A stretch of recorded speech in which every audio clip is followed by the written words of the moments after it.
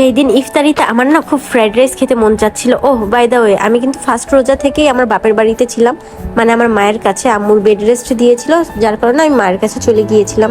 আর সেদিন ছিল ফ্রাইডে, যার কারণে আমার হাজবেন্ড ওর বাসায় ছিল। তাই আমার আম্মু বলতেছিল সবাইকে আমাদের বাসায় এনে ইফতারি করার জন্য। তো আমি সবার রান্না একসাথে করার জন্য রেডি করি। তারপর দেখলাম যে একা করতে গেলে আমি হিমশিম খেয়ে যাব, এই কারণে হচ্ছে আমার হাজবেন্ডকে বলতেছিলাম টেক্সট করে যে কি দিয়ে কি করব। তাই ও আমাকে হেল্প করার জন্য এসে দেখে তো আমি সব ডাল খিচুড়ি একসাথে মানে গুলাই ফেলছি। আমি হচ্ছে পোলট্রি মুরগি আর লেয়ার মুরগি একসাথে মিশাই ফেলছি এবং ঠিকঠাক মশলাপাতিও দিতে পারিনি।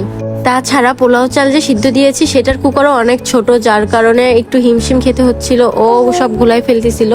আসলে হয়েছে কি, আমি অল্প মানুষের রান্না করেছি আগে, ফ্রাইড রাইস আমি আগেও রান্না করেছি, তবে সেটা অল্প মানুষের, কিন্তু মানে আমি 1 কেজি চালের রান্না কখনো করি নাই। বেচারায় রোজা রেখে আমাকে কিছু বলতেও পারতেছিল না, সইতেও পারতেছিল না। ওকে ধরাই দিছি রান্না করতে, শ্বশুর বাড়িতে এসেও রান্না করো। ওকে না আমি ফার্স্টে বলি নাই যে আমি হচ্ছে পোলট্রি মুরগি আর হচ্ছে লেয়ার মুরগি একসাথে মিশাইছি, তাহলে ও আরও রাগ করতো। আমি তো চুপচাপ ওর পাশে পাশে যেটা বলতেছিল সেটা আগায় দিচ্ছিলাম।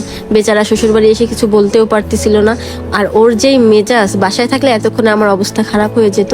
শুধু বলতেছিল যদি তুমি লেয়ার মুরগি আর পোলট্রি মুরগি একসাথে মিশাও তাহলে আমাকে একটু আলাদা করে দাও, কারণ লেয়ার মুরগি যদি ভাজা হয় তাহলে সেটা আবার শক্ত হয়ে যায়। তারপরে কমপ্লিট করে দিয়ে ও বাসায় যেয়ে আবার চেঞ্জ করে আসছে, এসে ও নিজেই হচ্ছে সব সার্ভ করতেছিল। আর আমি কিন্তু সবই রান্না করতে পারি, কিন্তু বেশি মানুষ আসলে মানে বেশি গেস্ট হলে না আমার হাজবেন্ড আমাকে কখনোই রান্না করতে দিত না। ও সবসময় চেষ্টা করতো যত কাজই থাকুক নিজে একা হ্যান্ডেল করার, এই কারণে আমি সেদিন হিমশিম খেয়ে গিয়েছিলাম। আর মাশাল্লাহ মাশাল্লাহ আমার হাজবেন্ড কিন্তু অনেক সুন্দর রান্না পারে, আর ও রান্নাটা অনেক শখ করে করে।